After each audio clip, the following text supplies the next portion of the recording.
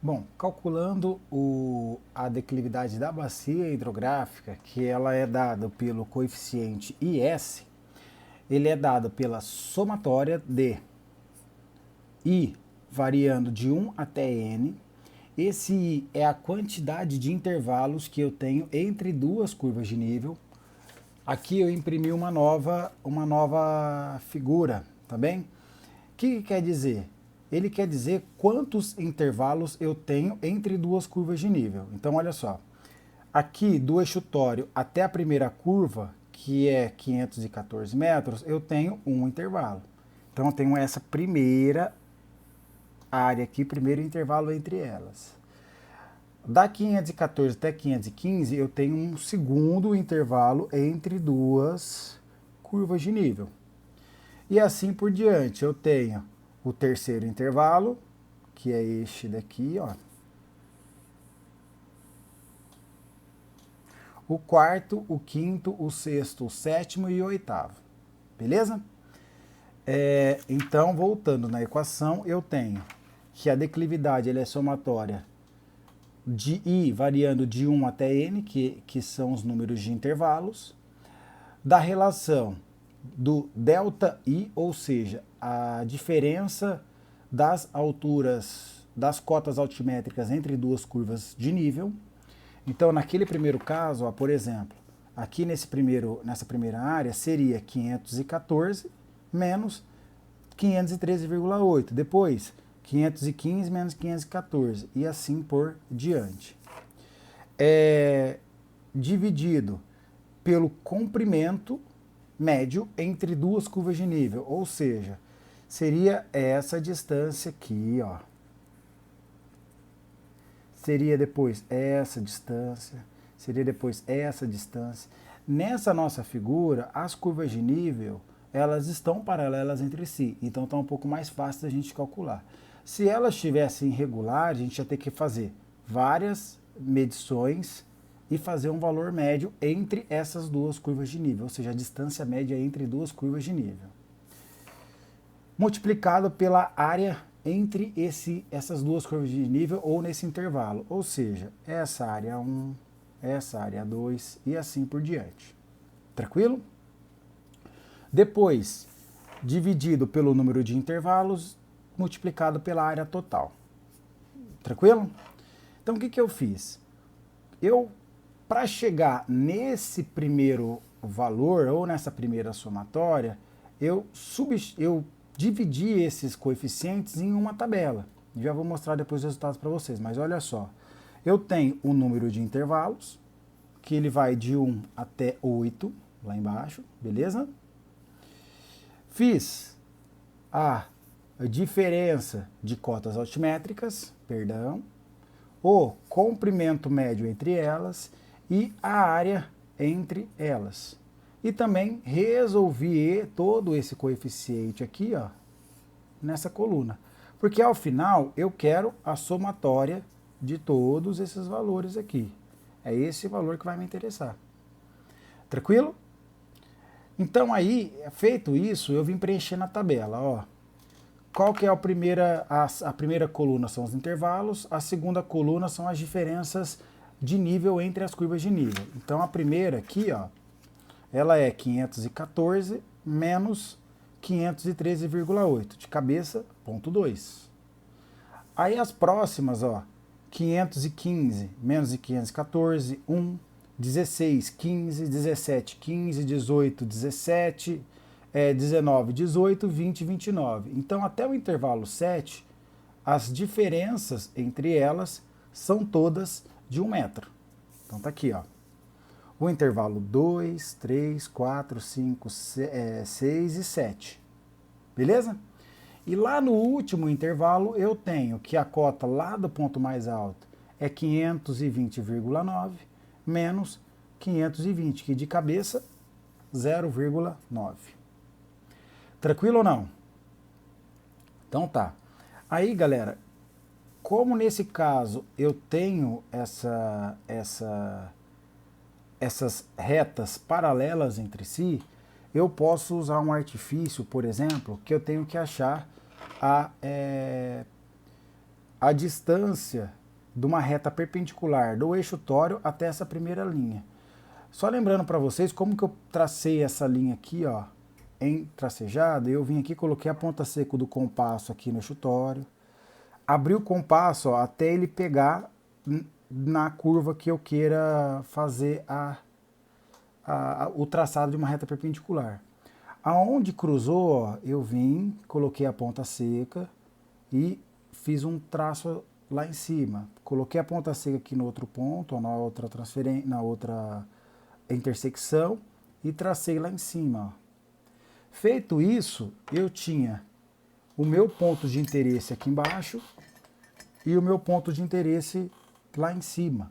Ou seja, aí eu vim aqui e tracei uma reta, e essa reta ela é perpendicular a curva de nível 514. Pois assim eu fui fazendo para todos eles e ficou essa linha praticamente reta aqui do eixo tório até o ponto mais alto da bacia hidrográfica. Feito isso, eu vim medindo as distâncias deste ponto a este ponto. E ela deu 2,05 centímetros, 3,35, 2,85, 2,25, 1,70, 1,70, 1,10 e 0,9 centímetros. Aí eu fiz a escala, né? Porque 11,2 centímetros está para 200. Assim como 2,05 centímetros está para 36 metros. 3,35 centímetros está para 59,8 metros. 2,85 centímetros, 50,9 metros. 2,25 centímetros, 40,2 metros. 1,70 centímetros está para 30,4 metros, 1,70 centímetros para 30,4 metros, 1,10 centímetros para 19,6 metros e ponto 9, 16,9 centímetros, 16,9 metros. Então tá. Depois que eu fiz todas essas relações, eu vim preencher as distâncias médias entre elas, tá bem? Ó? 36, 59, 50, 40, 30, 30, 19 e 16. Beleza? Aí eu vim para essa outra coluna que seriam áreas. Vamos voltar aqui só para a gente interpretar. Ó.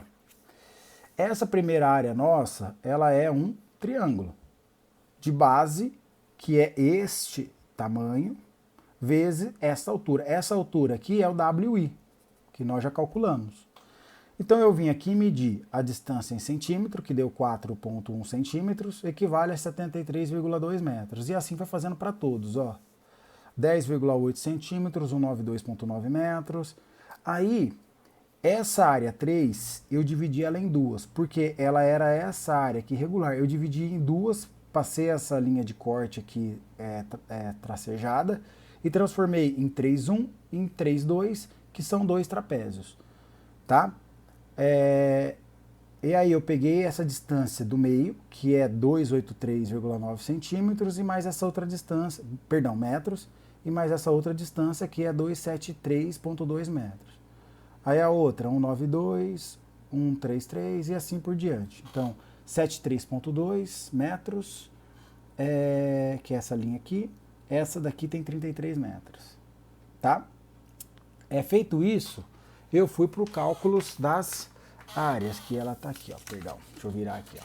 Então tá, área 1, base vezes altura, ou seja, base 73 vezes 73,2 vezes altura 36,6 dividido por 2. Então tá aqui, ó. Ou seja, a área entre o eixo tório e a primeira curva de nível é 1.339,56 metros. A área 2 já é um trapézio. Vamos lá, ó. Base menor, 73,2, mais base maior, 192,9, vezes a altura, 59,2, 59,8, dividido por 2. Então, a área 2 deu 7.956,39. Aí a área 3, como eu falei para vocês, eu dividi ela em duas, ó. Então eu tenho essa primeira área até o tracejado e depois a outra área para cima do tracejado. Base menor, base maior, aí vezes a altura nova, E depois mais base maior, base menor, vezes a altura que faltou, dividido por 2. Então tá aqui. Resultado 12.387. Beleza? Área 4, base menor, base maior vezes altura, 9.000. Deixa eu virar aqui. Área 5, base maior, base menor vezes altura dividido por 2, 4.967,36. Área 6, base menor, base maior vezes altura dividido por 2, 3.147,92. Área 7, base menor, base maior, altura dividido por 2, 1.040,76. E área 8 também, um triângulo de base 33 vezes altura 16 dividido por 2, 265,65. Voltando lá na tabela, eu substituí todas as áreas, ó. Então tá aqui. Área 1, 1.339,56. Área 2, 7.956,39. Área 3, 12.387,51. 9, 368,61. 4, 967,36. Área 5, área 6, 3.147,92. Área 7, 1.040,76. E 265,65. Por fim, eu vim calcular a última coluna, em que eu fiz o quê? Este dividido por este, multiplicado por este. Ou seja, a segunda coluna dividido pela terceira coluna, multiplicado pela quarta coluna, que está aqui, ó. O delta I1, a diferença de nível 1, vezes a área entre as duas curvas de nível 1, vezes o comprimento, a largura média entre as duas curvas de nível. Ou seja, 0,2, 1.339,56 dividido por 36,6. E deu 7,32 metros quadrados, que é a unidade. Para o 2 também, então 1 metro vezes 7.956,39 metros dividido por 59,8, ou seja, 133,07. E assim por diante. Fui resolvendo aqui, ó, cada um dos valores, ó, tá? E aí, no final, eu fiz a somatória de todos esses valores, tá? De cabeça, essa somatória de 8 intervalos dessa relação deu 952,86 metros quadrados.